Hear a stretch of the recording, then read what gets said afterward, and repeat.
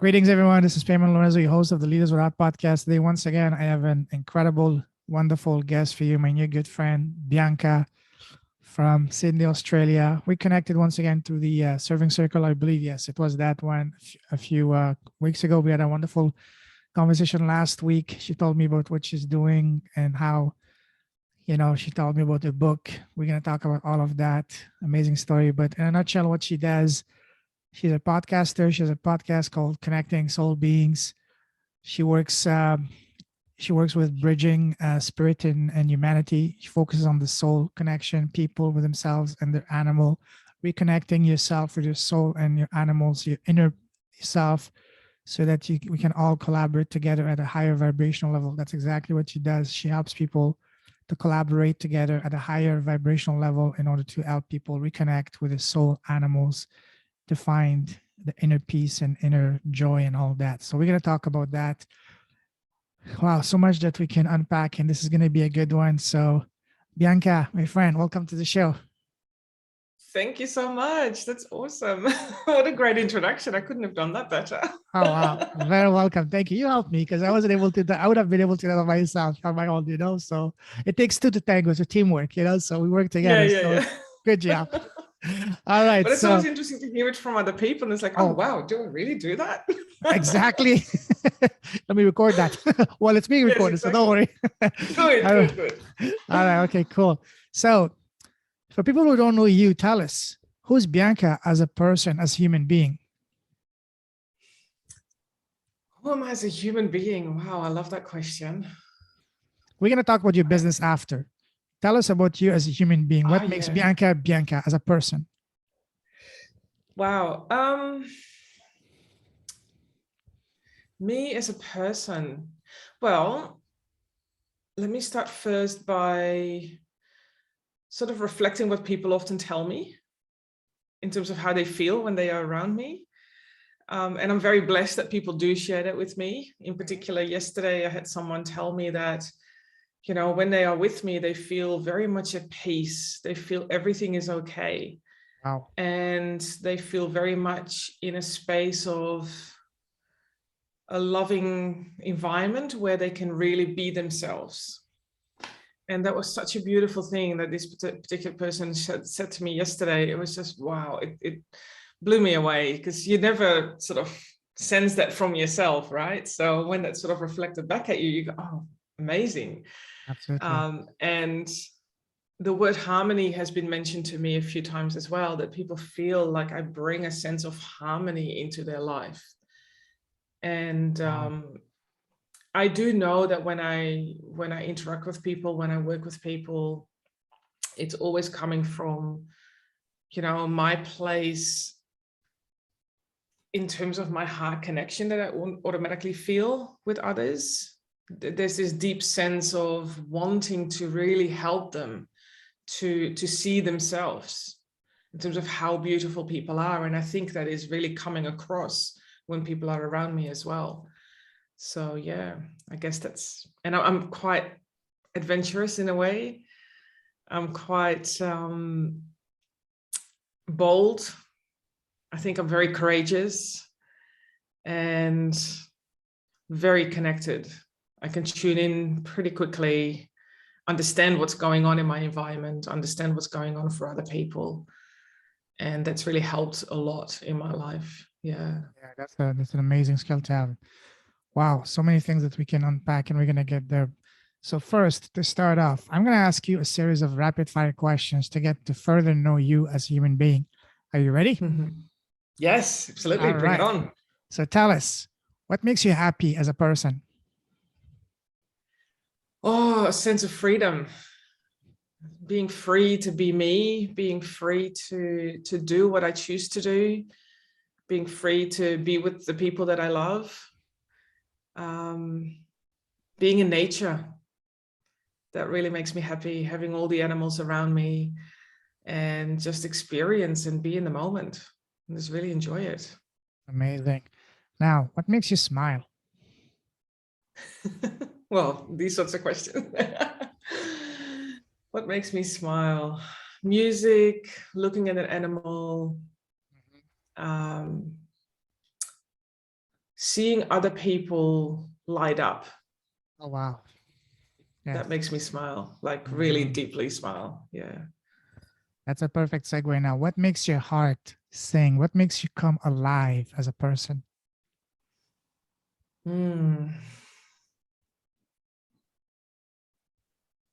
Yeah, that light in other people that's being ignited, you know, seeing that going from being dull and sometimes dark to completely illuminate.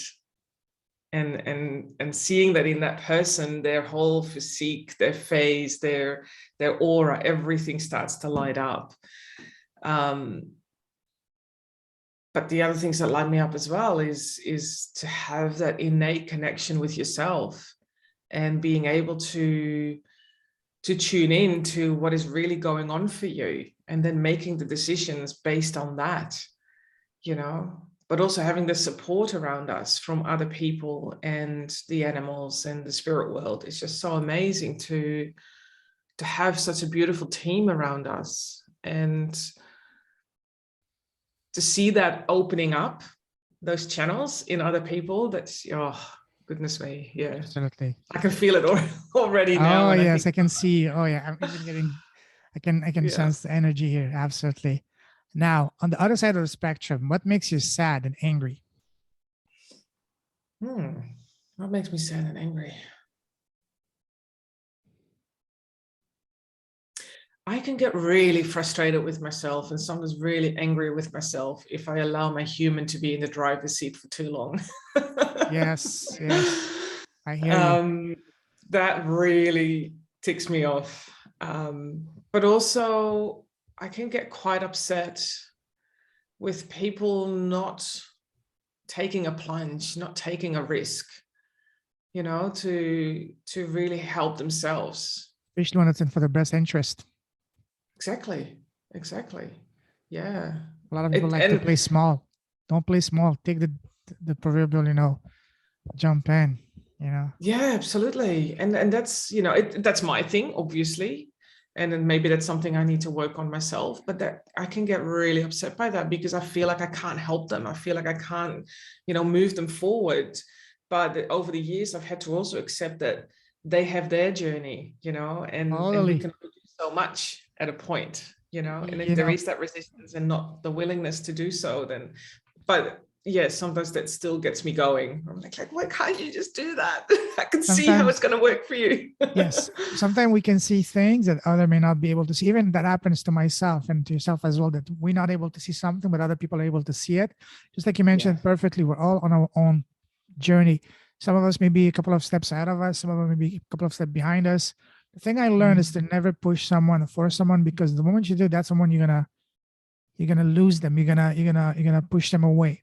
Instead, let them get at their own pace. Everybody's gonna get there, and by get there, I don't mean when we die. I mean physically die in this body. By get there, meaning having the spiritual awakening, whatever, to open our eyes to what's possible. So we're gonna get there at the right time, and and when they do, that's when they're gonna be ready to have to take this leap of faith. And it's like, just you can take a horse to the water, but you cannot make it drink. If the horse is not ready to drink, you can't do anything. So just exactly. Wow, awesome. Now, what scares you? Heights. Ah, Very afraid of heights. And what kind of heights? Like, say, on a mountain, in an elevator, or on a plane? Or... yeah, those sort of heights. And anything like stairs that have these iron stairs that are open that you can look through. Oh, yeah. I love bushwalking and going out in nature, but those things scare me. Although I do go there because I want to, overcome it all the time. But yes, it's still something I'm working on. Is heights. And sometimes I'm a little bit scared to fail, to not be enough for other people. So yeah, and that's an ongoing learning and coping with that. Yeah, for sure. Totally. Now, what would you say is your number one personal superpower?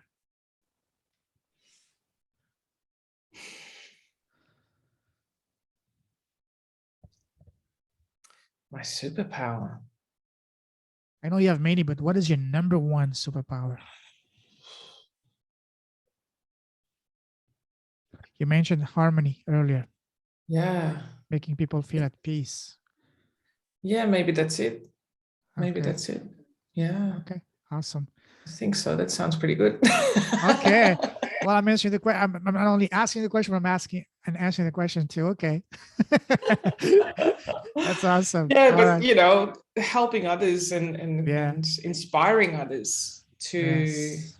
to grow and expand. I think Mhm. that's it's an automatic, natural thing that I do. What about So connecting and communicating with animals? Would that be one of your? I know it's one of your superpowers, but would you say that's your number one superpower? well, connecting in general is probably the number one. Okay. So connecting with all that is, connecting with self, connecting with animals, nature, spirit. Yeah, for me, it's all about connection. Beautiful. But animals, yeah, it's a big part of my life, that's for sure. Oh Yeah. yes. Oh yes. We'll talk about that because your book is a great book. Okay. Thank Now, you. you're welcome. You like traveling, right? Yes, I do. All right. So, what was the very first trip that you took? Oh, wow. I Whether have to go back. whether whether as an adult or whether as a kid, whatever you want. You're the star of the show. You feel free to share whatever you want. The podcast is um, about you. So, yeah, no, I have to go back quite a few years now to my childhood because my parents, they love travel themselves. And having grown up in the Netherlands, it was so easy to travel around Europe. oh yes. But my parents firstly traveled all over Netherlands, and but my first sort of international trip was to Spain. As a Wow. child, we went to Spain almost every year. Mhm. So with grandparents and sometimes with aunties as well, and it was just amazing to spend time there. Some really fond memories, even though I was really little. I've got some vivid memories of that time. So yeah, that And was when you think amazing. that, it takes me to my youth. I grew up in the south of France, and we always go to the beach. With what do you call it? Caravan. What's the English word for that? Maybe RV. And we just go camping and stuff on the beach and all those campsites full of people from all across Europe. Very fun memories and very easy to make friends Yeah, with them, even though at the time I didn't speak English and my parents, they don't speak English, speak French. But it was so easy to connect with people from all over Europe because the vibe and the body language. If you're nice and friendly to people, language barrier is not gonna stop you from connecting with people because people can no, sense it. It's universal. If if 100%. if you greet someone with a smile and you're happy and you invite them to come sit and share whatever you're drinking, whatever you're eating with them, they will become your friends, even if they don't speak the language. You will find a way to communicate. And back then there was no, you know, cell phones and all that to translate right away. So we're just being people. Yeah, exactly. With hands and feet, you make yourself Exactly. understandable.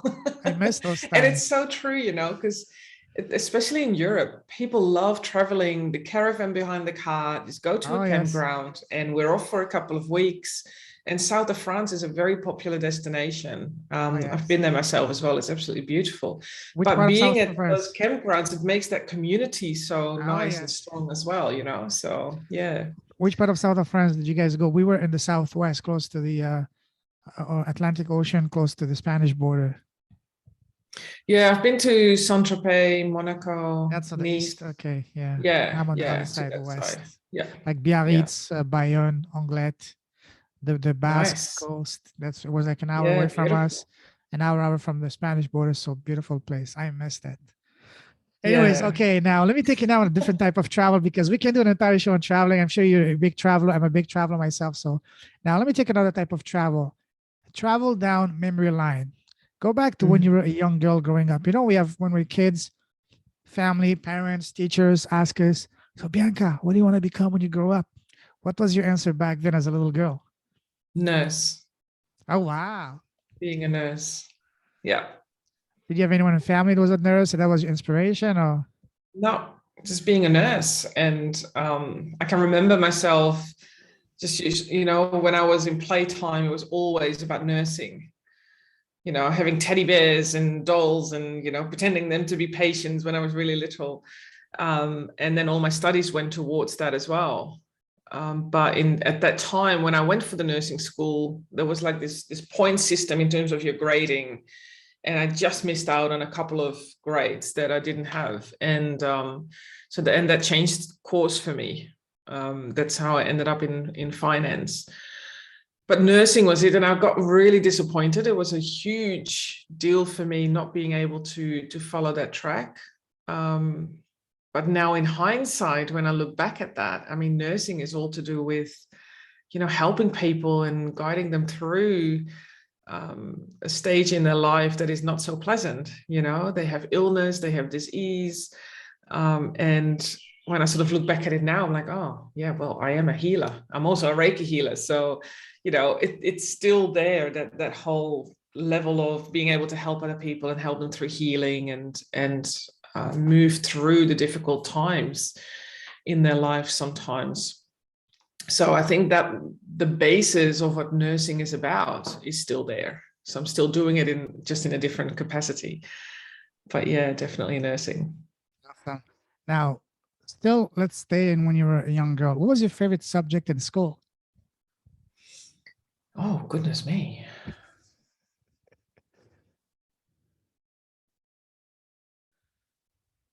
I really loved anything to do with like biology, learning about the earth, geography, Oh, wow. those sort of subjects. Yeah. And being creative. Yeah. That was before you realized that you have this skill to communicate with animals. Yeah. Yeah, So that didn't came into my life do you until see a much link later. with that? You having this amazing gift being unlocked for you a few years later, and this love that you add, or maybe this like that you add for biology. Do you see kind of all of that related Yeah, in that's nature? interesting. Thanks for pointing that out. Yeah, that's No, seriously. interesting. Wow. Okay, cool. Yeah. And now on the other side, what would you say was the one subject you could not stand in school? Maths. Me too. Was it you had a bad teacher too? Just the whole subject. It did not make any sense to me. There was no logic in it whatsoever for me. Even though math is supposed to be very logic, actually numbers make me fall asleep, make me bored. I just couldn't see it. I just could Yeah, not same get here. it. There's Yeah. big blocks towards it. I don't know. It's still not my favorite thing to focus on. Yeah, same here. Yeah, absolutely. But yeah. Cool, awesome. Now let's move. Okay, what would you say was your what was your very first job? Oh, my very first job. Newspaper round. Okay. Yeah. On a bicycle with two big bags on the back with the newspapers in there. You deliver them Oh, house by typical house. traditional. Okay, wow. Early in the morning. Oh, wow. Well, I'm talking about, that would have been 84, 85, 1984, Yeah, 1985. So yeah. I was 14, 15. So yeah, that was my very first job. Well, I've just noticed you have a very beautiful watch and the orange bracelet. Does the color orange has anything to do with you being Dutch? Everybody asks me that. I mean, it's obvious. Come on. I couldn't help it. Well, I've got a lot of orange in my life. Oh, I can imagine. Oh, okay. There you go. Okay. It is my favorite color. Yes, it is the national color of the Netherlands as well. But for me, orange gives me a sense of joy, and it really helps me to ground, but it also gives me a sense of inspiration and creativity and happiness. So it's a for me, it's a real happy color. When I see the color orange, it gives me a sensation of warmth. Yeah. So yeah, that's why. Anyways, I just noticed that I couldn't. I had to say it before I forgot it. So all right, cool. Now that's awesome. Let's move forward from the time you left school to now. Let's talk about your path. How would you describe your path? Would you say once you got into one lane, was it pretty much straightforward, smooth sailing? Was it turns and twists like a roller coaster, ups and downs? Oh yeah, I've had some ups and downs. That's for sure. When I left school, because I couldn't get into nursing school, I thought, well, what am I going to do now? So I ended up working in a patisserie for a little while just to get my head in the right game again. And then I ended up working for a retail bank in the Netherlands. That was in probably 1990. And yeah, I stayed in banking and finance for the next sort of 20, 25 years. Very unusual environment. It just happened to be where I ended up working, but I really enjoyed it. It was an amazing industry for me in a way that it really taught me a lot about myself. It really taught me a lot about how to deal with people. And through that journey, because I went from retail banking to corporate banking, and then I moved to Australia, and then I ended up in corporate banking again, also investment banking and financial planning. So yeah, sort of build that up, working towards management level. And through that process, I actually got introduced into coaching, in particular for a bank. I used to work for Macquarie Bank here in Sydney. And they had an internal program that taught their management level to work more as a coach in the workplace rather than a manager. So I went through that course and I was like, but I'm already doing this naturally. What's going on here? Like, for me, there was nothing in that was new. It felt really natural and it was very familiar, but I realized, oh, this is actually a different role. Like, there is such a role out there as coach in the workplace. And that really got my interest. And that's how I got into life coaching and did my qualification in that. And then I became a vocational trainer. And so then I moved out of banking and finance and into the training world. And that's how I started to slowly think about, I want to set up my own business, helping people through coaching. And yeah, so that sort of kickstarted my coaching world. Awesome. We'll talk about that in a moment.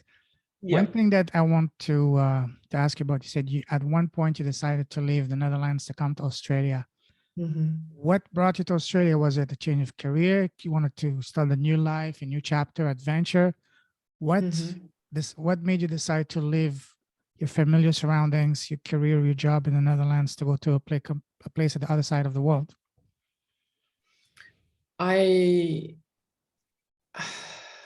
For me, it really felt like I had the right parents, but I was not in the right country.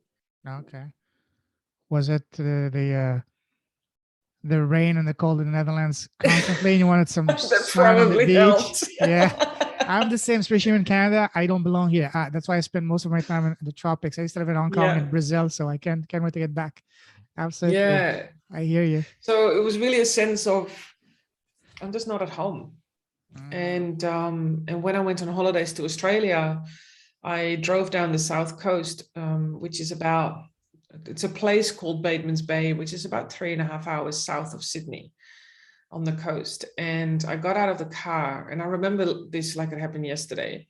Got out of the car on this cliff face overlooking the ocean, and I stepped out, and immediately I had this huge sensation of coming home in a way that I never felt before. And it was just so warming and loving and strong. I had this really strong pull. And that's when I realized, oh my God, I'm in the wrong country completely. I need to be here. So when I then went back to the Netherlands, I was in a relationship at the time. And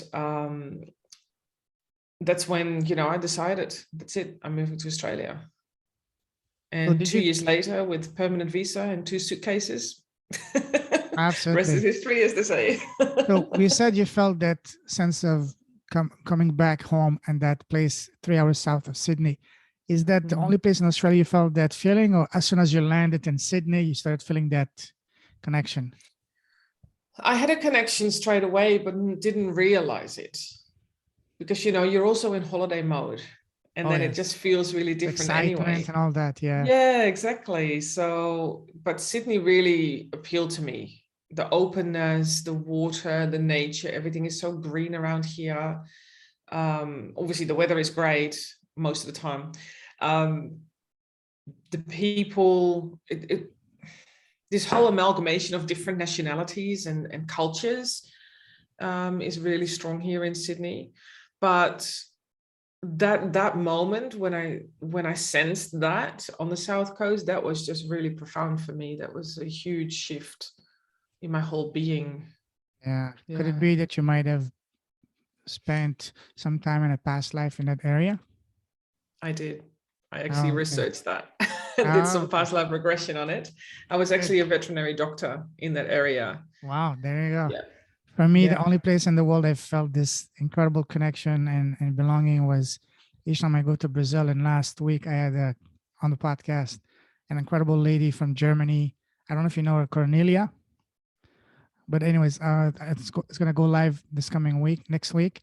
She did a past live reading on me, and she told me a lot of things about me, and one of the things being that I've had three very happy, complete, successful lifetimes in Brazil. That's why, and now it makes sense why I have this deep connection with Brazil, even though I've had lifetimes and other countries. That's why I feel this connection with some of these Yeah. places. But Brazil is a place I felt the closest, the deepest, you know, sense of being at home, to the point that I swear to you, the first time I landed there, I did like in the movies, as soon as you land, you kneel on the ground and just kiss the ground. I did that the first time in Brazil, and people look at me, what's wrong with you? Who are you? I was completely oblivious. I just did it. It was just something Yeah. that sometimes you just do it without almost without having any control of your body. You just do it. You're just compelled to do it, and I Yeah. just did it. Yeah. Yeah, exactly. Because I Awesome. had experiences in China as well, where, Wow. I went to different temples and places of worship, and I knew exactly what to do. And I'd never been there before, nor had I Nice. researched what do you need to do when you enter a place like that.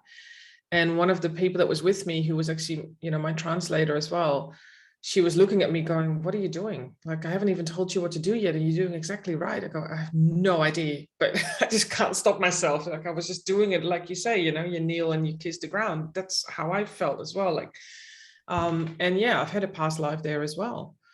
So that was just amazing to just experience that and go with it, Totally. It's almost Wow. like you can't stop it.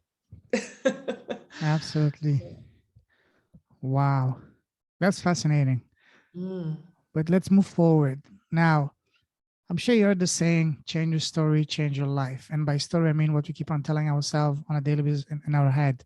So when you, Bianca, had to change your story, either to change your life or to bring your life to more in line with what you wanted to do, how did you do it? Tell us about the process.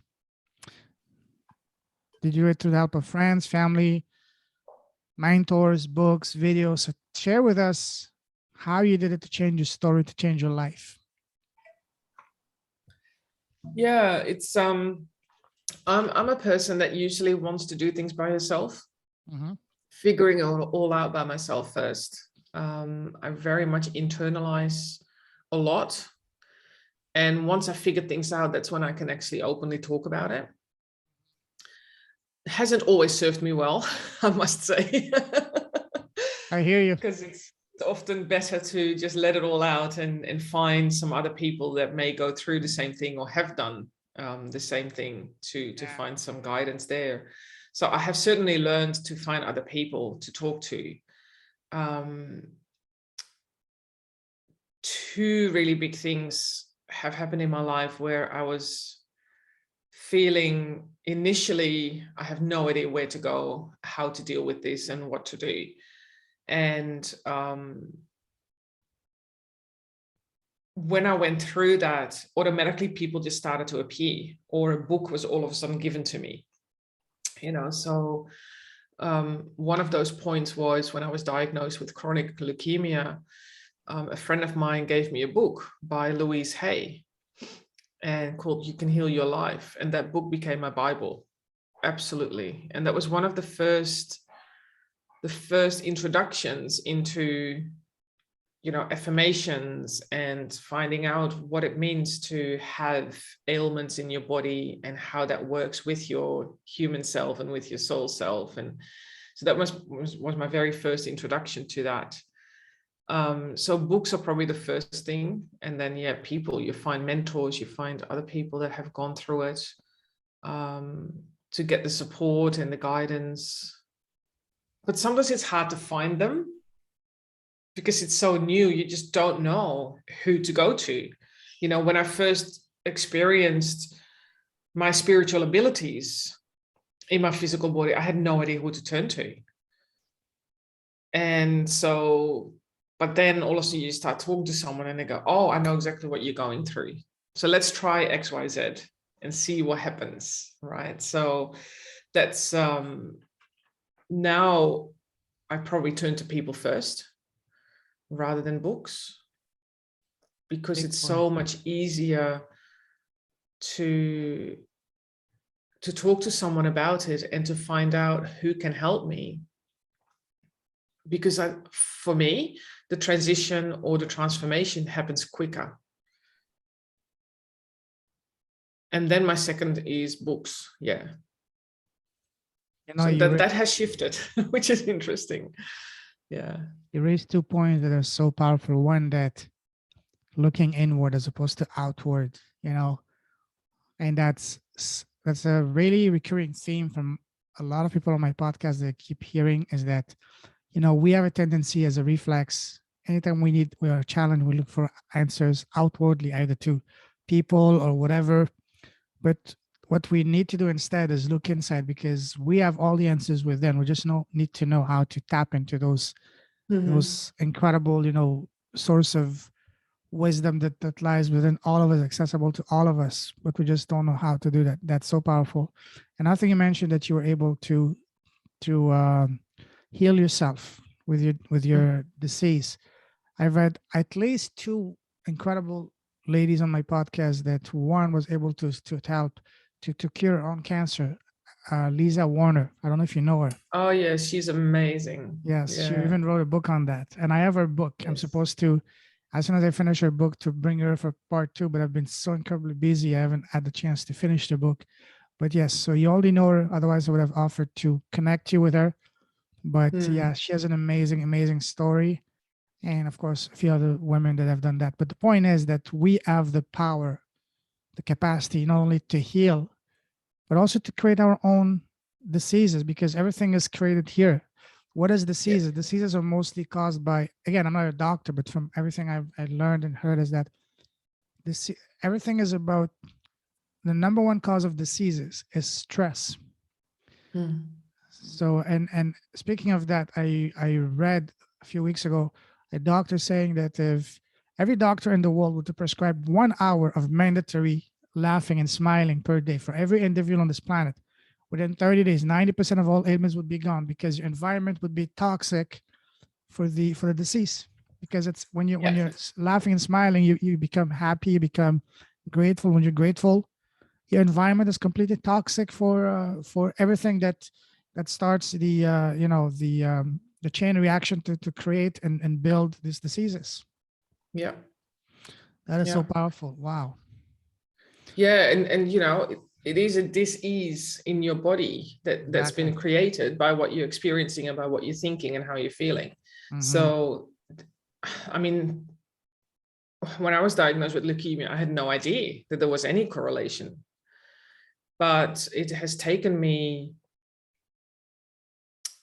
I was diagnosed in 2006. I've been in remission since 2019.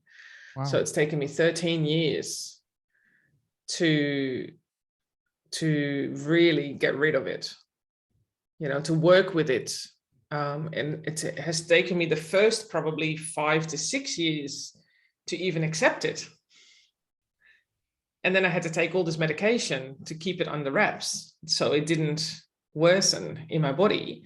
And that was already a big step for me, because I'm not pro medication. So I'm, you know, very much into natural healing. So that was already a level of acceptance. Okay, I don't want my body to get worse, therefore I'm going to have to take this medication. But that's all I knew at the time. And not until I got that particular book from Louise Hay that was like, wow, okay, there is so much more to this. When did you get the book? Why is this disease here? When did you get that book? I got that book in 2007, Okay. but it took me a long time before I actually started really read it and to start really working with it, because I was fighting this, because I was like, it's an imperfection. This doesn't belong to me. I can't have this in my body. So, but I had to take the medication, otherwise it would have gotten a lot worse. And we definitely didn't want to go down that road. So once I started to really focus on, okay, what else can I do to let this go? And that's when I started to really work on what is the relationship with the disease within me. And then I created a separate entity representing the disease. And I called it Luke. And it was this yellow, skinny figure that appeared in front of me as soon as I started to tune into it. And I could have conversations with Luke. And that's how I started to work with him, to say, hey, you know, what are you doing here? Why are you here? What's happening? What do I need to learn? What do I need to let go of? And beautiful. So once I started doing that, it became easier to deal with it. And it became easier to understand what is going on for me and what do I need to work on to let that go. That's very powerful. How did you get the idea? Was that an inspiration or download? Did you read that in that book to imagine in your mind, to make almost like an avatar of Luke and giving it the name that, hey, this is what's the foreign host inside my body? What gave you the idea to do that? Was that something that you get from the book, friends, or just was an inspiration? Yeah, through meditation. I was meditating, and at one point I was like, okay, how can I work with this? And that's when all of a sudden I saw this figurine show up. And it was this skinny, it was almost like, have you seen that movie Mask?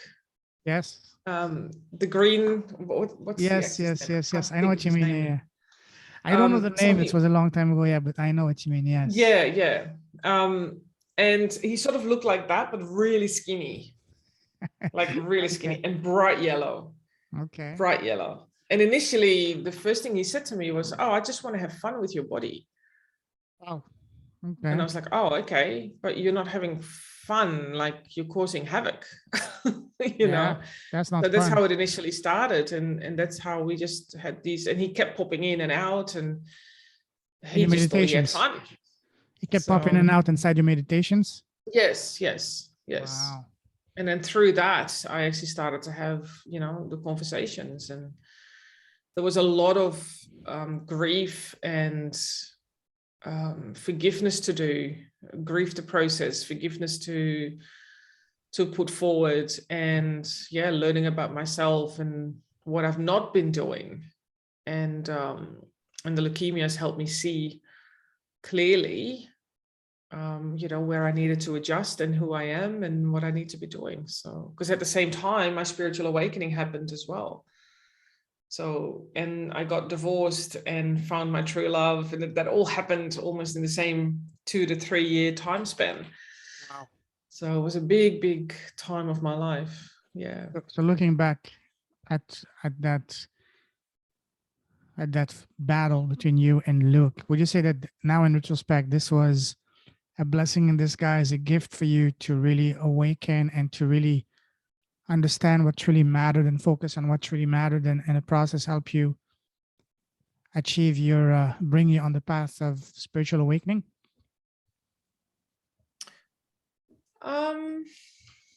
Probably. I mean, it all happened at the same time, so I can't really, you know, pinpoint exactly what triggered the spiritual awakening. But I think it played a big part of it, played a big part in it.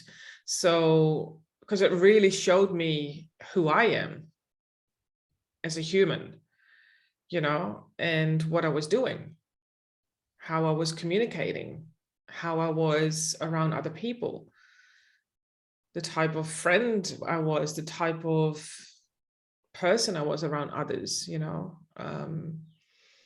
And it also showed me that, because I was still in the finance industry, that industry in the end didn't work for me. because it didn't resonate with who I was becoming. Yeah. So I think it all sort of merged all into one, I guess.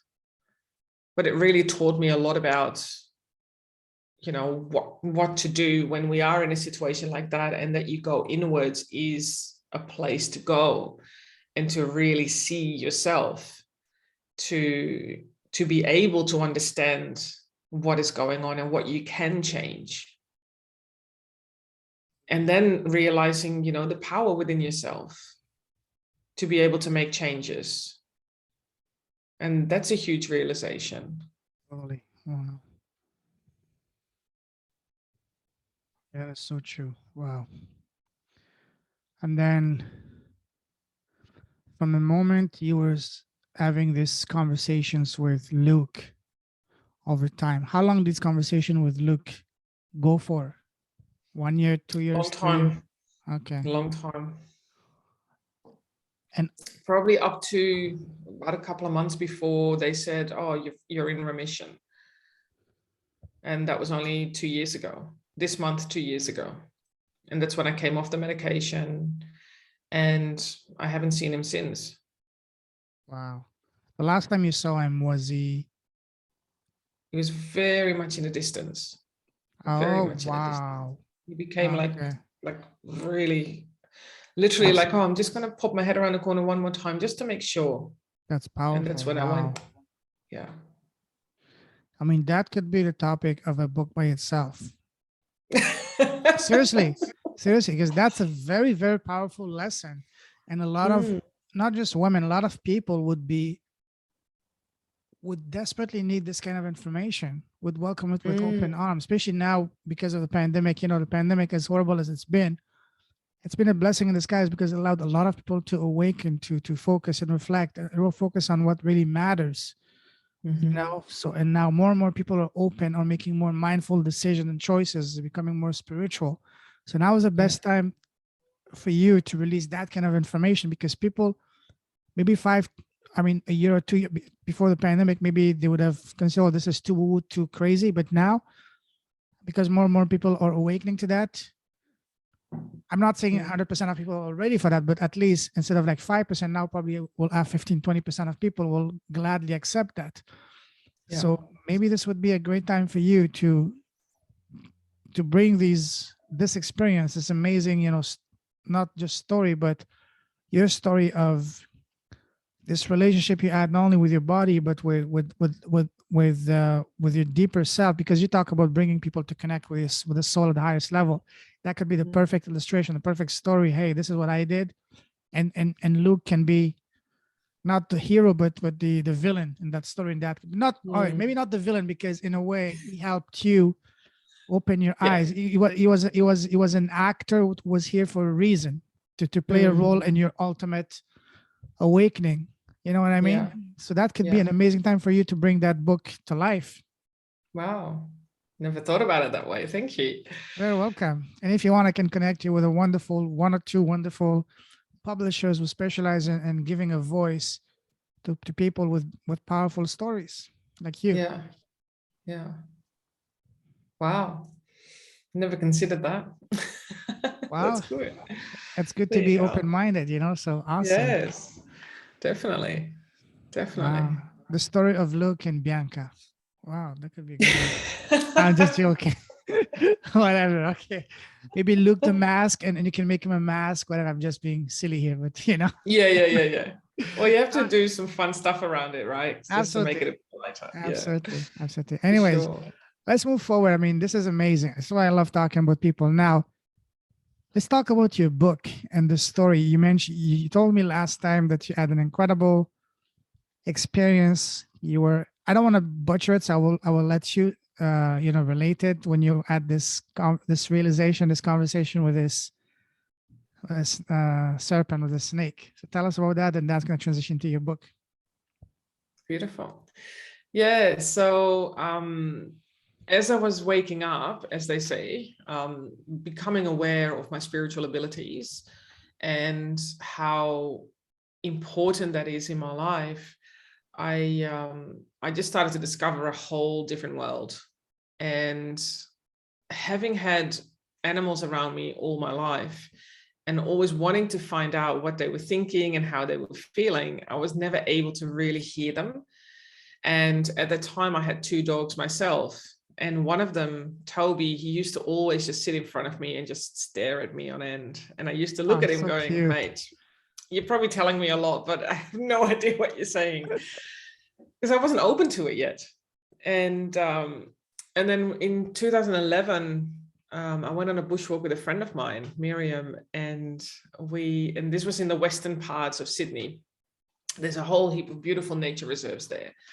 And so we just went on a walk and we sat down. There was this fallen down tree. So we were sitting down there and just having a bite to eat because we had sandwiches with us. And we were both just in our own world and just looking around and just having our lunch, and we were just quiet. And all of a sudden I could hear in my mind the words, or the question really, hello, can you hear me? And I sort of brushed it off, and then I looked aside to my friend Miriam and I go, did you say something? And she goes, no. And I go, oh, okay. And again, hello, can you hear me? And I ignored it and I'm like, well, whatever. And it became a little bit more pushy. Hello, can you hear me? And in my mind, I was like, what is this? Now I'm going nuts. Now I'm hearing voices. Like, this is crazy stuff. Yeah. And automatically then I had started to acknowledge it and go, yes, okay, I can hear you. But who are you? And the voice was, oh, I'm a snake. And I go, yeah, right. Snake, really? Now I'm making it up as I go along, like seriously. And he goes, look, and I go, well, I want to see you. And he goes, I'm not going to show myself because your friend is afraid of snakes and I don't want to upset her. But I'm connecting with you because I want to make sure that you can hear me. You need to go out into the world and do your job. Wow. And I was just internalizing, going, what is going on?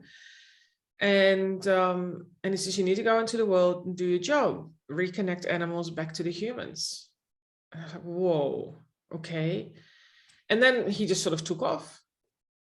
And I was looking at my friend and she was looking at me and she says, what just happened? Something happened. She goes, I can see it. Because she's also into the spiritual healing space and she could sort of sense that something was going on. And she goes, your face looks really weird. She goes, what just happened?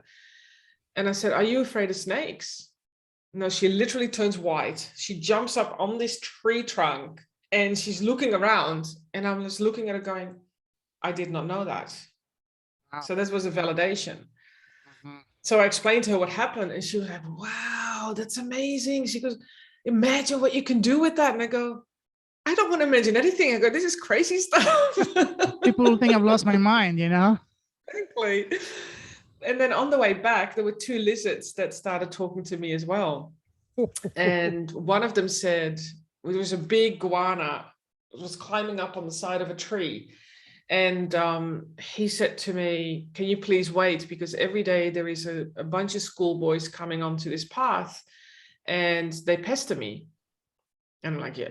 So I shared it with my friend and she goes, let's just see what happens. Let's just wait. So we waited. And this goanna was literally sitting probably about 2 meters above us. And he was really calmly sitting on that tree. And a couple of minutes later, a couple of schoolboys came past and they were looking at that goanna and then looking at me. And I just said, keep going. There's nothing to do here. And then the goanna was like, afterwards, thank you so much. I finally had a day where I was left alone. And then he took off. And when I came home that afternoon, my 2 dogs, as they do, being dogs, they run to the front door. And Toby all of a sudden stops and he looks at me and he was like, you can finally hear me. And then he started talking and all this stuff came over me. And I'm like, whoa, I go, mate, you have to stop. I have no idea what this is. I need to put some context around this, figuring out what it all is.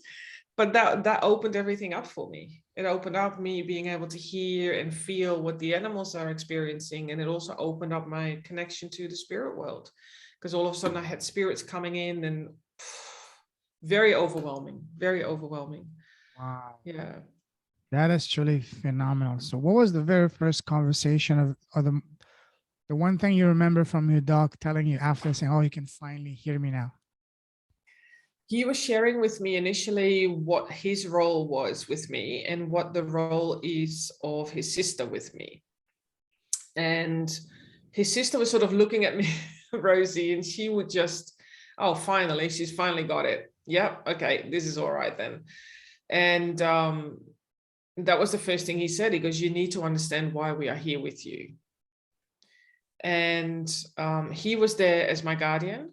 He was there to help me in terms of protection, in terms of, you know, making sure that I'm always okay, that no harm will be done. And Rosie was there to help me set up a business, to be my business partner. Wow. And so that was absolutely amazing. And then he just shared how he was feeling, what he's experienced, you know, the things that he's observed with me and in my life. So that was an amazing, but that didn't happen until after I really got some real strong ideas around what it is and how can I apply this better in my everyday life. And I had to learn to also being able to switch off from that, you know, because it can get really overwhelming if you are open all the time to all these different channels that come through. Who's Rosie again? Is that the one of your dogs? Yeah, Rosie and Toby, they were my two Okay. dogs, the mini schnauzers. They're actually on the front cover of the book and in the book as Okay. well. You mentioned that I don't know, maybe I misheard you. You said that Rosie wanted to be my business partner. Can you Yeah, expand on she that? was my business partner. Yeah. So when I started working on my business, she was really there to guide me.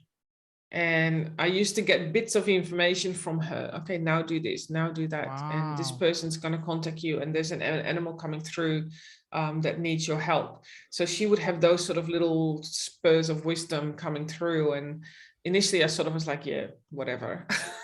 But then once I started listening to it, it definitely started to So happen. And did Rosie and Toby help you in writing your book, Hello, Can You Hear Me? Or was that, oh yeah, wow. so that was it was published right after they passed away.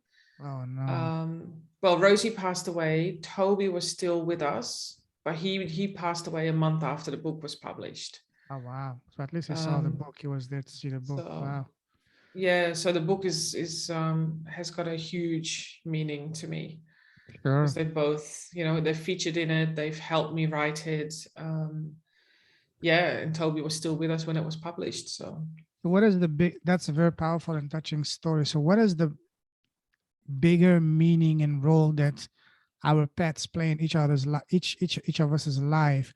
I don't have a pet here, but my sister and her husband, since last summer, they have a golden retriever, and I've started to, not just me but everyone in the family, have fallen in love with him. I was a big boy.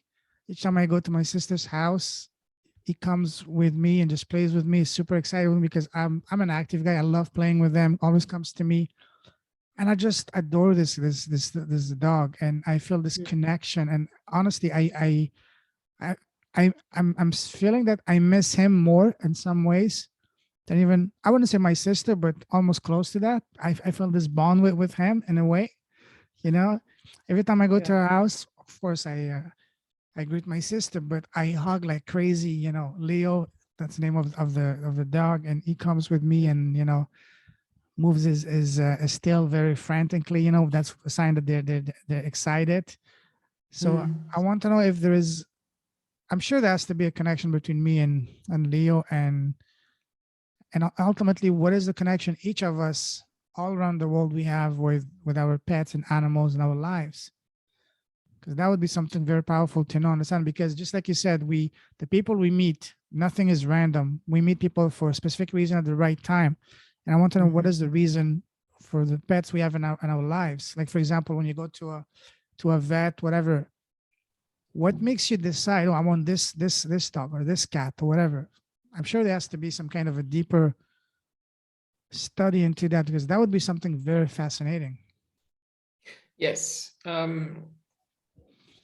People who have animals around them or as part of their family have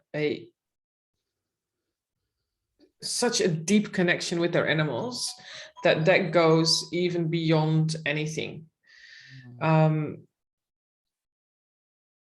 they don't realize it often until the animal passes away. I've had clients tell me they connect with me because they want to, you know, connect with their animal that has passed. And they go, I have never, ever experienced grief and pain in my heart as I'm experiencing now after my animal's passed over. It goes so deep within us. And yeah, like you say, you know, it can surpass the love that we may feel for a human. Absolutely, 100%. Animals choose us. Oh, yeah. Animals choose to be with us. It's the same as when we have children. You know, they have chosen us as parents. Totally. We have Yes. chosen our parents. Sometimes when we choose the animal, we can see that the relationship is not working well. And it's such a strong connection that you can't even explain it, because you feel it so deep within you. Animals are so unconditional. And I think that is what we are drawn to, because we are all learning to be more unconditional. We are all learning to experience love without expectations, just for the sake of love. You know, we are love. Yes. We are joy, and animals represent that. And animals have a level of wisdom that they are teaching us on a lot of different levels. You know, they are definitely a mirror to us. When you start to observe the dog of your sister, what's his name? Leo. So when you start to observe Leo and really see what he's doing and how he's communicating with you, you will understand that he may represent some characteristics that you can actually recognize in yourself. So true. My sister, she said the moment she saw him and in the veterinary place, it's almost like she saw an alter ego. They're very similar, very quiet, very, because he's a big boy, but he doesn't bark. He's not, sure, he likes playing, he's playful, but very well behaved and very quiet and respectful, just like my sister. She said, as soon as I saw him, I knew that's the one I wanted. Yeah, beautiful. They had this connection. So that connection is instant, right? Yes. So, and we feel that with people too. Yes, absolutely. Because we definitely could vibrate then at the same level. Sometimes animals feel misunderstood, and they will let you know, and that's when problems start to arise. You know, they bark, behavior changes, things like that. Nipping, biting, reactive, all those sorts of things. Wow. That's often induced by how we behave around the animals. So most of the animals I've been communicating with, the challenges they experience in their behavior, more often than not, probably 85, 90% of the time, are a result of how their family is behaving around them, or what's happening in the life of that family, and something needs to change. Wow. So we have a big impact on how they behave and how they feel. Animals are so they are so in tune, and they want us to be happy. They're so passionate for us to feel the same unconditional love and be in that space, that they can often even take away things from us that we are suffering from. Dis-ease, emotional imbalances, you know, all that sort of stuff can definitely be taken on by our dog, our cat, our bird, our snake, whoever we have in the house. It doesn't matter. And I have had to tell a lot of animals to say, that's not your job. The humans can deal with that. So please give it back to them, because they have to resolve it themselves. But often they do that because when an animal starts to misbehave in our eyes, there is a problem. Oh, there's a problem with my dog because they're reactive. You know, oh, my cat's always snarling at me. Or my bird is plucking feathers, so something must be wrong with them. Well, yeah, they have taken it on to behave in that way, to have these characteristics all of a sudden, but it has to do with the fact that you are doing something that needs to change. And now that they have changed their behavior, you're finally paying attention to them because you want to make sure that they're happy. So then you go and find help. And often they go to a vet, or a dog behaviorist or a cat behaviorist or a bird specialist. And then they come to me because it's not been resolved. In a way, that's the way for them to catch our attention, basically.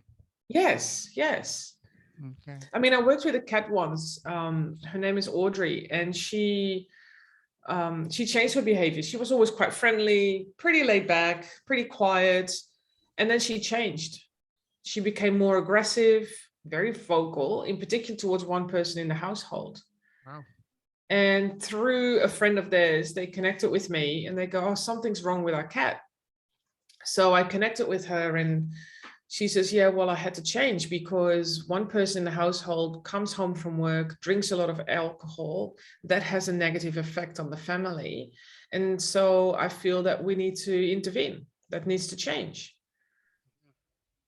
And that was also the first time I was told something about a family member that I had to tell them. Wow. I was like, yeah. How do I do that? So, because everything I receive in information from the animals, it is my job to pass that on. There is no filter, nothing's taken out, everything comes out as it is received. So I audio record everything because so nothing gets missed. And so I told them, I go, look, who's drinking in the family? Wow. And one of them went, yeah, that's me. When I come home, I have a glass of wine, and but sometimes it's not just a glass, it might be the whole bottle. I go, well, that's why Audrey changed, because you need to stop because it has a negative impact on you and the family. Yeah. Wow. And they took it on board and they started, making some slight changes, and Audrey changed back to her normal self. That's amazing. Wow. Yeah. Speaking of that, what would you say has been so far the most impactful message you've received from an animal towards the owner, other than the one you just shared? A dog in Australia connected with me, and to tell me that it was initially around an element that the dog was struggling with. But then he said to me, you're actually not here for me. You're actually here for my human dad, because he's got stage 4 cancer.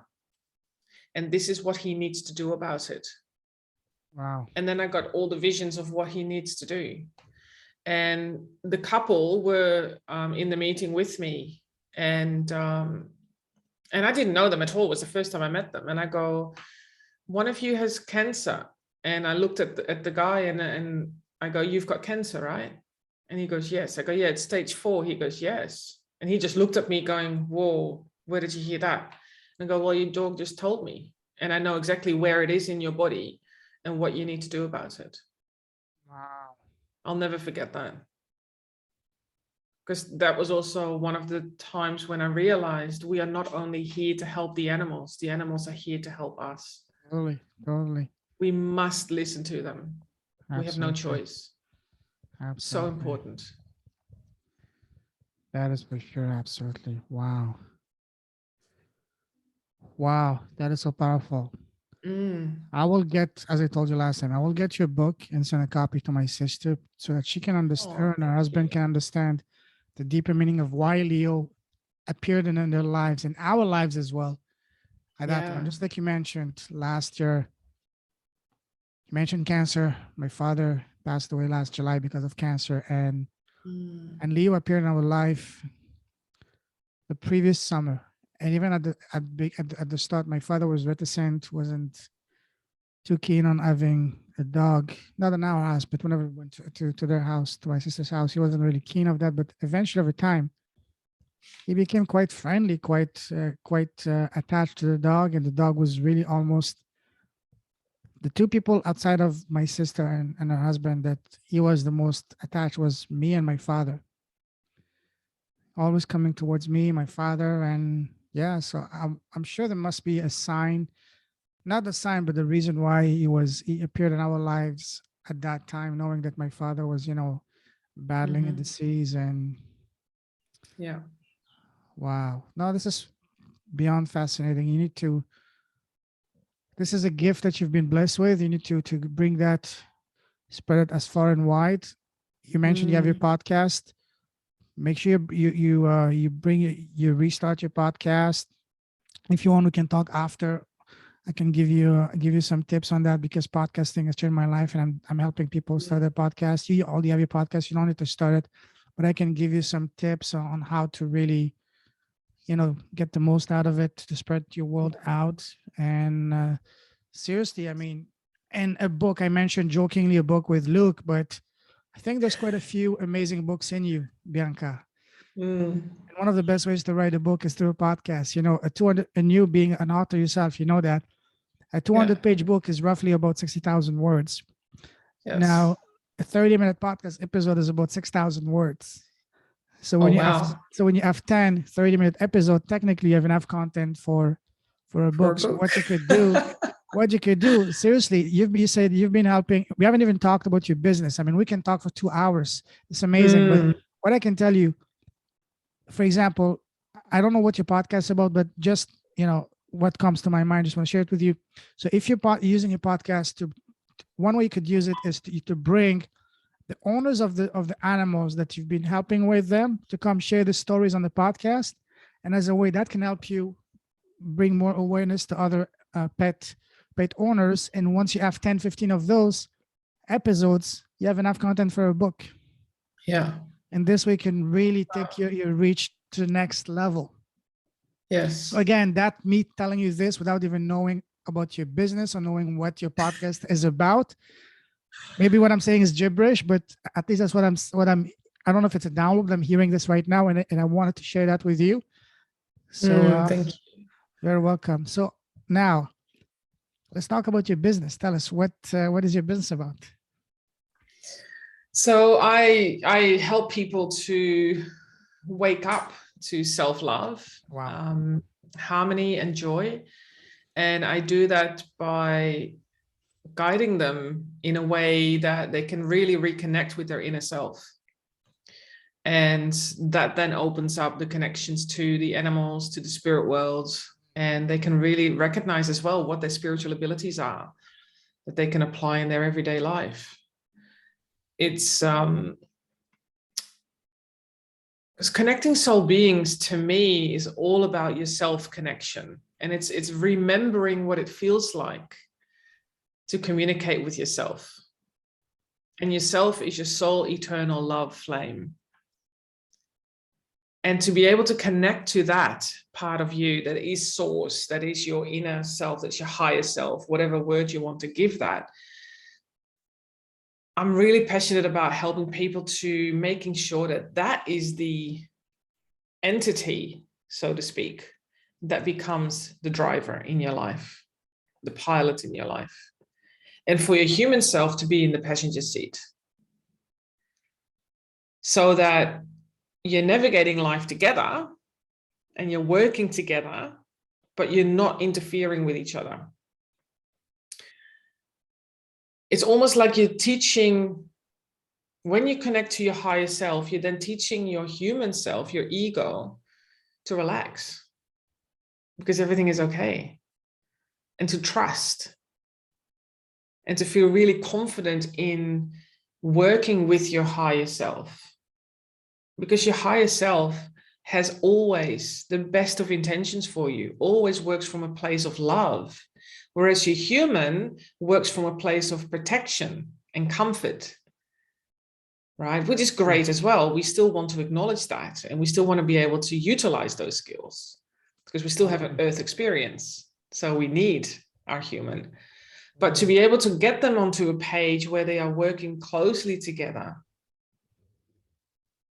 at a high vibrational level, and that's something I'm really passionate about. And the animals show us that so well because they have connection with the higher wisdom that they are tuned into, unconditional love, which is their soul, but they still have their animal instincts to deal with as well. But they show us how that can work really well, really harmoniously. So we can learn so much from that. And, I teach people that, but I'm still working on that myself every single day. to keep having that balance there. Because sometimes I am pulled back into my human self too much, and then it's okay, but I'm able to get out of that quicker to then stay really connected to myself and to my spirit team and my animals around me. Yeah, 100%. That's phenomenal. So in your business, what would you say is your ideal client? Pet parents who are really ready to start to discover who they are from within. Do you specialize or focus on any specific type of pets or just all pets in general? Any pet. Yeah. I mean, look, I live in a bigger city, so, usually it's dogs and cats. So But there's patient, birds, there's been, birds, no? I can communicate to any animal. Wow. Yeah. Yeah. Sometimes you see these videos, especially on Instagram and YouTube, of these guys in South Africa, whatever, that have this incredible connection with lions, with tigers, and all that. They play. I'm sure you've seen those. Yeah. I wonder what kind of communion, what kind of connection these guys must have with an animal that can kill you effortlessly, just like that, and you're gone. So how can these guys have this connection with such a powerful animal? It really is beyond fascinating. It's what I'm getting through is that they are at such a frequency together that there is a mutual understanding and there is a mutual respect and love between them, that they don't see each other as prey. And those big cats don't see them as prey. They see them almost equal, because at a soul level, we are so equal. We are all connected. We are all the same. And because there is such trust from both sides, and they are also and I feel that especially in Africa, they are so connected to the earth together. Nature, yes. That it's almost like we are just one. Yeah, and a lot of time you see those guys, being in the middle of the pride of lion, and completely as if it was the most natural thing. He has 2 or 3 lions on top of him, and they're playing, and you're holding your breath. Oh my God, is he gonna get killed or destroyed? No, because there's absolute trust. There is absolute trust and love between them, so much so that they see that they're part of the same family. You see that also in Russia with guys and bears. I've seen even in the wildlife with wolves that could tear you apart in 2 seconds, but they're just playing with them as if they were just dogs. Yeah. Some of them, because they raise them. When you raise an animal, even if it's a lion or a tiger, whatever, or even say a bear, they will remember you as almost identical to their mother, even though you're not their mother. They will remember that to you. And we can see that, very much close at home with your cats and your dogs. Yeah. Right. In particular, dogs, they're being taken away from their mothers so early on in age, way too early, in my opinion. And then they come home with you. You become their litter mates. You become the pack. Right. So, and that's where a lot of anxiety may happen in animals as well, because if you leave the house, they get anxious because the pack's not together anymore. Totally. So it's and not having that fear, because you have that innate love and that respect for them as well. Have you seen that video by Anna Breitenbach? No. She's an animal communicator in South Africa, and you probably find it on YouTube still. It was quite a few years ago now, and she worked with the Black Panther. Okay. Called Diablo. And this was also with a guy who has a lion sanctuary. Wow. And he got this Black Panther from Germany. And he says, but I'm not progressing with him. And through a documentary about Anna, she was invited in to talk to the Black Panther. And he sort of didn't necessarily believe what she could do. He was very, very skeptical. But the thing was, in the video, you can see him already interacting with the big lions. And straight away I said, oh, he's communicating with them. He just doesn't realize it. It's not on his radar that that's a communication he has with them. So Anna started working with this Black Panther and asked, questions around, is he happy?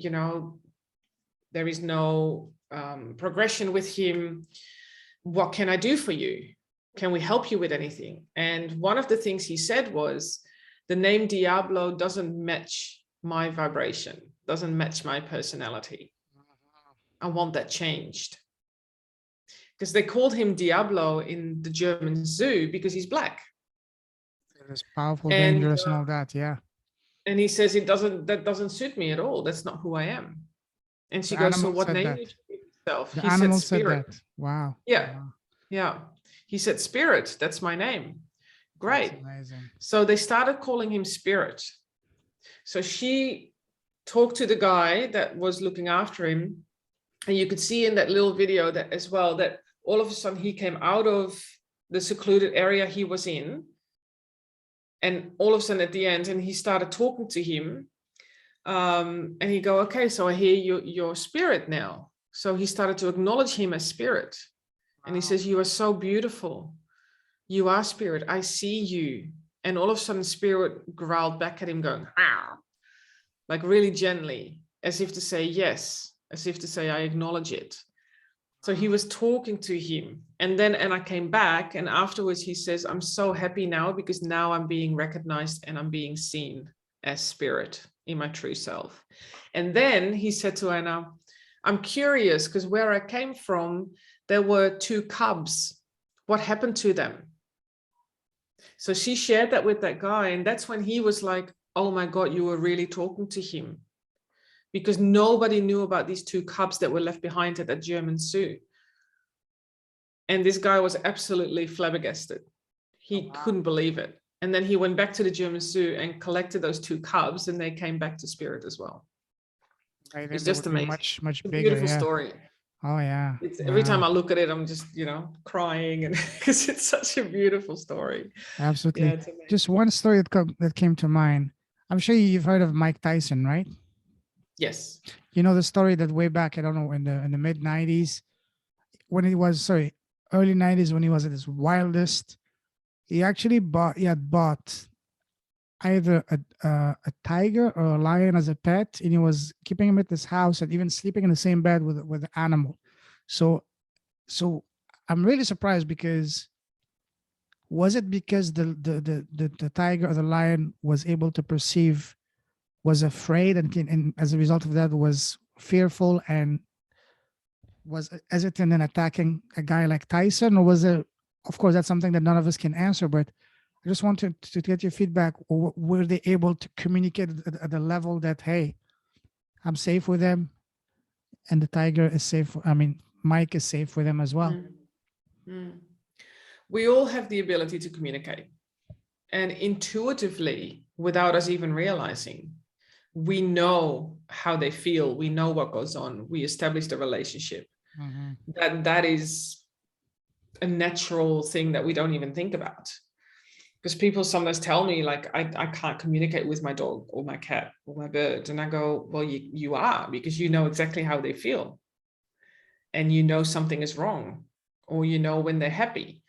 You don't even have to look at them. You just know, similar with our children, right?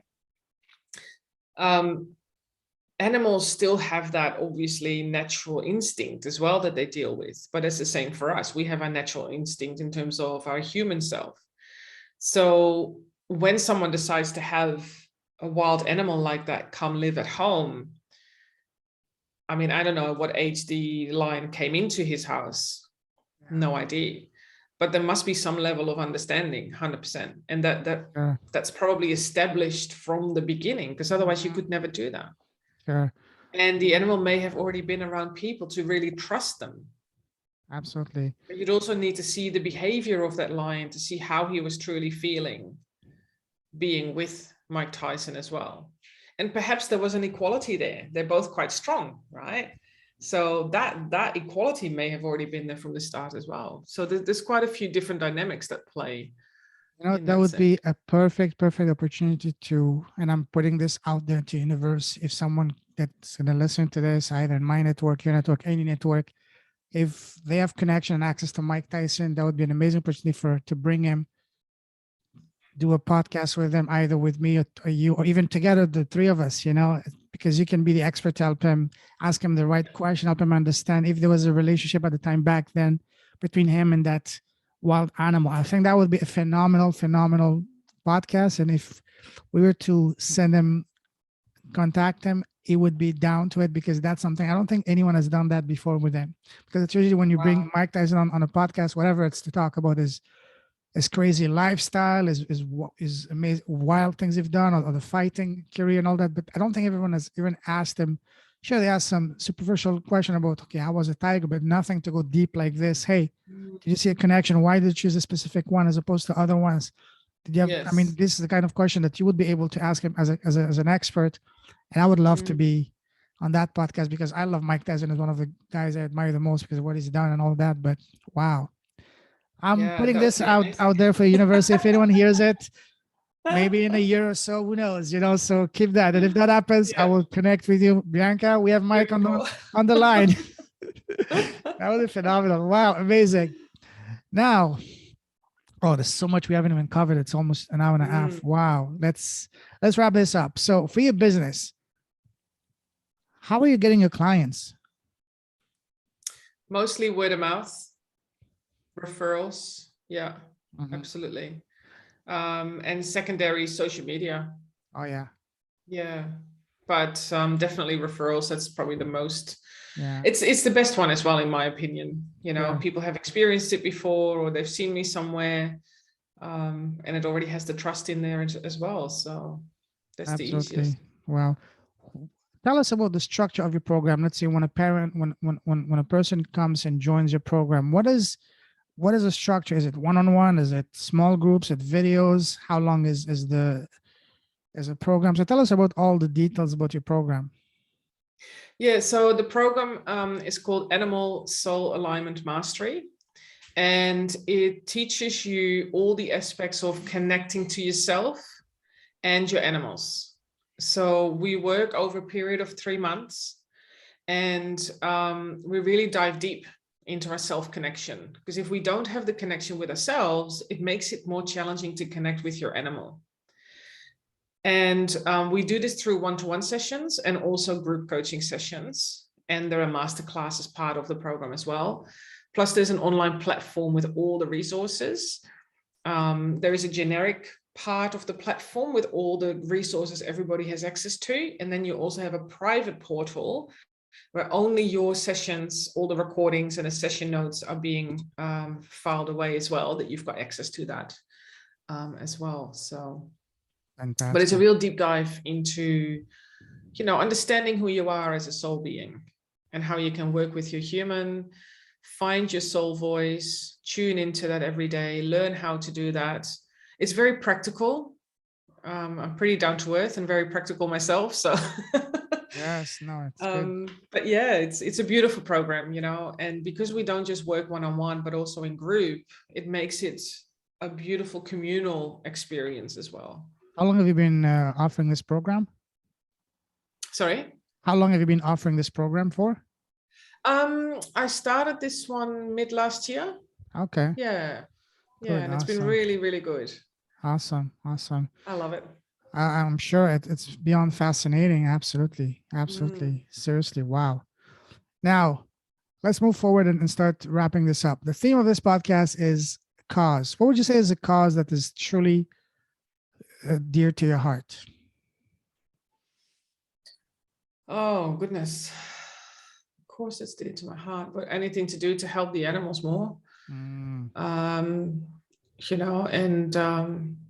I feel at this stage in my life to really focus on humanity, the animals, and the earth. Those three have got my, focus, especially. There is so much that we can do ourselves with small little things that we can adjust in our lives to improve things for ourselves, for the animals, and for the earth as well. And I think now is the time for us to evaluate what we are doing, what we are saying, how we are being, and make just little adjustments that will have a ripple effect, across the world. Yeah. Totally. Wow. Absolutely. Now let's finish. Now I will ask you a series of rapid fire questions on advice.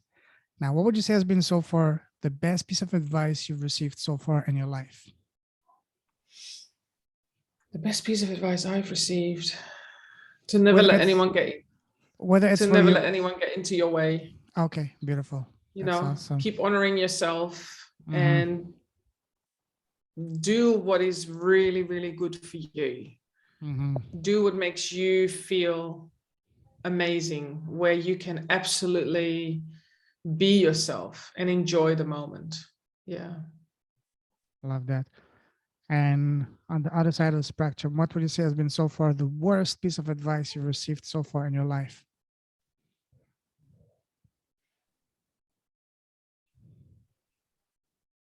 The worst piece of advice. That's a tough one. um, The job? I can't even think of any. Oh, okay. No, that's really tough. Okay. I'll have to come back to you on that one. Sure, absolutely. No worries. All right. Now, imagine that you were blessed to have a time machine and you can go Mhm. back in time and sit face to face with an 18-year-old Bianca. What would be the number one piece of advice you would give to her, knowing all that you know now? Ooh.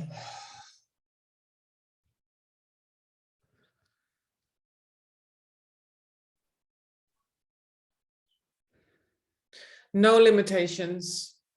Just show up as you are. Say what you need to say. Mm. No filter. And really, really enjoy the moment and laugh a lot. Yes, that's Have a lot of important. good laughs and surround yourself with the people that you really enjoy spending time with. Love that. Yeah. Absolutely. Now, imagine that today on your podcast, you are interviewing the most special person in the world, which is yourself. You're interviewing yourself. What is the first question you want to ask yourself? Don't think too much. What is the first question that comes to your mind? What is the best thing you've experienced so far? And what would that be? What is the best thing I've experienced so far? Was that being able to communicate with animals? Yeah, I'm sort of going between moving countries and Mm, animals, because moving countries really helped me to be myself, you know, without being judged, sure. and meeting new people who don't know who I am. So I could absolutely be myself.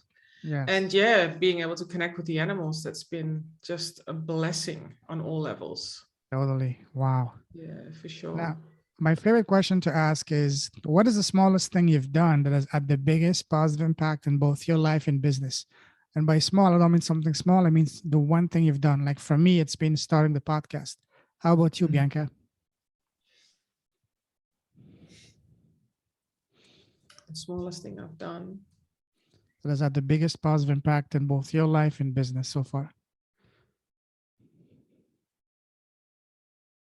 To keep showing up. Keep showing up Yes. regardless. Even though it can be really scary and daunting, but to keep showing up. You know the saying, 90% of success is showing up. Yeah. That's exactly it. Awesome. Now, I want 100%. to ask you a question from me. I know you're very kind, but I want you to put your kindness on the side. Give me tough love. Give me straight up the answer. Any tips for me to improve my podcast? Oh, goodness me.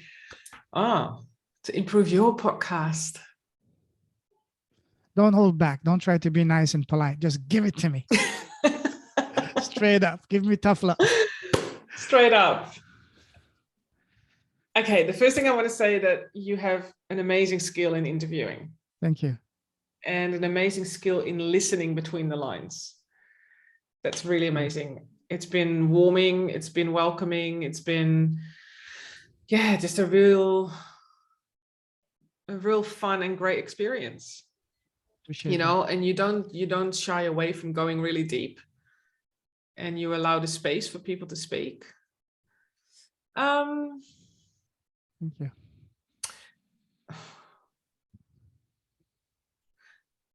that's a really tough one, because for me it was a really wonderful experience. Okay. I think The only thing maybe is to, but then again, you know, not having all the information of the person that you're interviewing could be a good thing, because it really Yes. opens the conversation up more. Exactly. So that's really wonderful. And yeah, I don't know. That's a really tough one, because for me, it was just like really comfortable, good questions, great questions, actually, to think about. And you also share something of yourself. And that's what I really love. You know, you are part of the conversation, and that's been really good. So Appreciate that. I just don't know. That's amazing. Yeah, no, I totally appreciate that. Thank you. Thank you. It And means a I'm lot to usually me. pretty okay with tough love. So No, that's fine. That's fine. No, no, thank you. Thank you. I appreciate that. That's fine. You know, one thing I've been told is that maybe I need to speak not as fast because I'm a passionate guy. You know, sometimes I tend to speak almost like yes, you very remind me of that. fast. The beginning was too quick, the introduction. Yes, yes, Like I yes, couldn't yes, hear your name well, yes, yes. So I need to right? slow So yeah, down and yes, absolutely. that's yeah, I agree with that. Yeah, Yeah. thank But for you. the rest, it was pretty okay. The questions were at a good pace. So Okay, awesome. Thank you. I yeah. appreciate that. But it was Really literally, yeah, you just reminded me, just the introduction was really quick. Yes, yes. Okay, Yeah. good. But Point you can taken. easily re-record that Yes, yes, just as an yes. intro. And then Oh, yeah. yeah. All right. Awesome. Thank you. Listen, Bianca, it's been an absolute honor talking to you. Now, if someone wants to connect with you, what's the best way to do so? Um I have a little link. I mean, it's my website, biancadereus.com. Okay. But all other links are on lnk.bio/Bianca de Reus. Okay. So lnk.bio/Bianca de Reus. That's got all my social media links, my website, everything. I'll put it in the show notes. And yeah, absolutely. Listen, Bianca, it's been absolute honor, a pleasure, a blast talking to you. We can talk for a lot more to 3 hours, but you know, want to be mindful of your time and all that. So we have to schedule a part two in a few months, and we'll do that. And as I said again, I'm putting that on the record. I've sent my attention to the world. If someone is connected to Mike Tyson, if Mike, brother, you hear that, I would love to have you on to do bring on a podcast, not just to talk about your boxing amazing career, but also I really want to dive deep into the relationship you had with your wild. I don't recall, was it a tiger or lion? But I want to have a deeper conversation with that, and then bringing an expert like Bianca to ask you the key pointed questions to really help not only you but all of us and all the audience to get to know more about that incredible episode of your life. So, Mike, if you hear that, if anyone knows Mike, has access to him, connect us, please. So I put that in the universe. So who knows?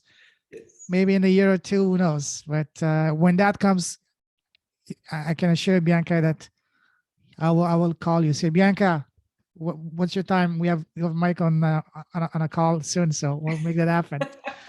All right. Okay. Listen, Awesome. I salute you. You're a true leader with a heart. Keep shining your light. Keep blessing the world with all the wonderful work you're doing, with your presence, with the messages you're bringing forth through your communication with the animals. That's an absolute beautiful, invaluable gift. Keep shining your light. Keep blessing the world with your presence. Stay safe. Stay awesome. God bless you. Merry Christmas. Happy New Year's in advance. And we'll definitely stay connected, my friend. Take care. Bye bye. Thank you. Thank you so much. You're welcome. Bye bye.